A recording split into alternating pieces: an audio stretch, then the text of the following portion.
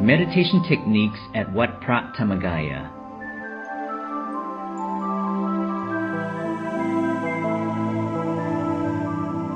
More than 100 years ago, the great master Phra Mongkol Muni Sotjantattaro, also known as Lung Pu Wat Pak Nam Phasi Jalern, dedicated his entire life to practicing meditation until he rediscovered the Dhammakaya knowledge at Wat Bod Bon Bang Khu Vieng in Nonthaburi province, Thailand.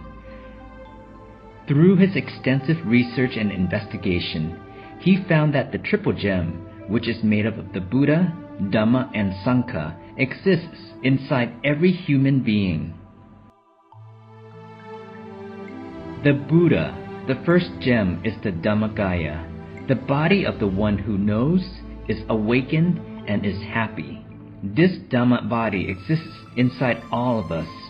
In the Tipitaka of the Theravada, Mahayana, and Vajrayana traditions, you can find evidence to support this truth. However, the Tipitaka does not mention anything about the characteristics of the Dhammakaya. Until the great master Lung Pu Wat Pak Nam attained this knowledge and revealed that the Dhammakaya's features are similar to those of a Buddha image, a representation of the Buddha, but are far more refined. The Dhammakaya is a pure and radiant crystal Buddha with a lotus bud on his top knot and bears all the marks of the perfect man. This is the Dhammakaya. How can we be certain that the Dhammakaya resides within us? We will know once we have attained it and see it for ourselves. All doubts will vanish. How do we attain it? We must give ourselves a chance to study this knowledge. We must stay objective and resist being easily persuaded by everything we hear or being too stubborn to accept anything as true. We need to be like a scientist or scholar and offer ourselves the opportunity to truly practice and study the Dhamma.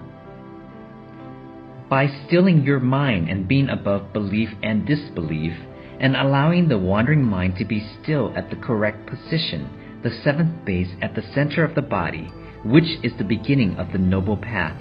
It is also the starting point of the middle way used by all the Buddhas and Arahats to attain Nibbana. You must allow your naturally wandering mind to rest at this location at all times. Once everything is in order, the mind will turn inwards. In the Pali language, they describe this using the word kamana, which means turning inward to the triple gem, the inner gems. Therefore, training the mind to come to a standstill will enable us to confirm the attainment of the Dhammakaya. How can we be sure that we are practicing the beginning steps properly so that we are able to reach the triple gem within ourselves? You will know you are on the right track when your mind is completely still and the first Dhamma sphere arises, confirming that you are. If we continue, we will reach the desired destination. There are endless techniques for stilling the mind at the seventh base, but the book Visuddhimagga, Path of Purification, condenses them to 40 techniques. We can freely choose any technique to still the mind. For example, you could reflect on a corpse, or concentrate on the breath by mentally reciting the word put with each in-breath and to on the out-breath. This is called anapanasati. Sometimes people just like to sit still without thinking of anything. Some reflect on how immaculately they are observing the precepts. This is yet another way to attain the Dhammakaya. No matter which technique you choose, with consistent practice, the mind will turn inward once it is at ease and still. The inner Dhamma spheres will appear for you to see. Gently continue to maintain the stillness of the mind, and you will attain the inner triple gem as well. The triple gem can be reached in countless ways, but they all have one thing in common. You must feel good, be at ease, and be still. The habitually wandering mind must be coaxed back to being still within the body. This is a feature shared by all the techniques, with the only distinction being in the external actions taken.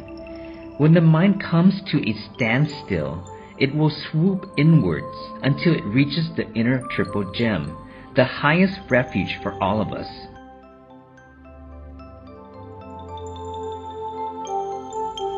One of the techniques to attain Dhammakaya uses the mantra Samma Arahang.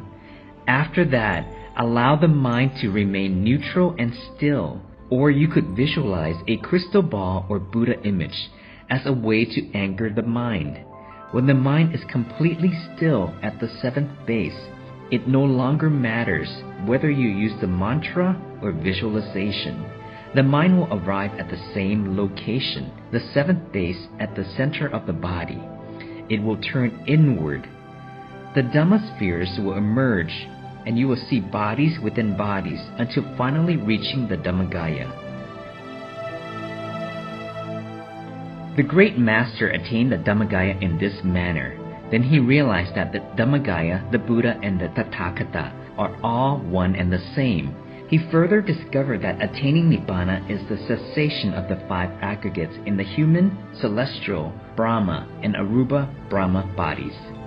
All the aggregates cease. As you go deeper and deeper, layer after layer is stripped away until only the Dhammakaya remains in Nibbana. This is the part that sparks debate. The great master left it to the scholars to study it to determine whether it is true or not. If you use the proper technique and practice earnestly, you will attain the Dhammakaya.